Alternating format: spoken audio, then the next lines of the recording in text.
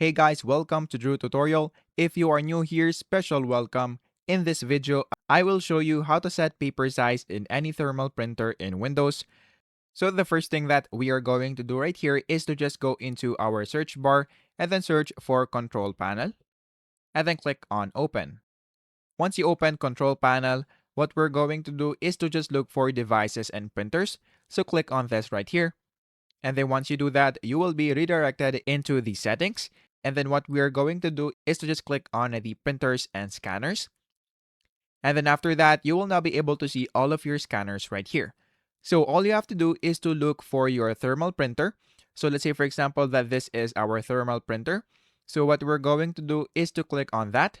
And then we're going to click on printer properties. After clicking in this part, you will now be able to adjust it. So what we're going to do first is to go here on the preferences, which is in this part. And then in this part, you will now be able to adjust the printing preferences of your printer. So if you want to change the output size, just click this, and then you will have a bunch of options that you can choose. You can also change it right here by clicking the details and then clicking the page size. So you will see a bunch of options in this part. And then once you choose the size that you want, just click on OK and then click on OK. After that, you can also go here on the advanced section. So if you go here on the advanced section, you will also see this printing defaults. So click that one also. And then you will also be redirected into the same printing defaults.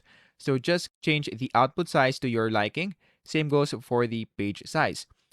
After that, just click on OK. And then after that, once you do that, that should be it.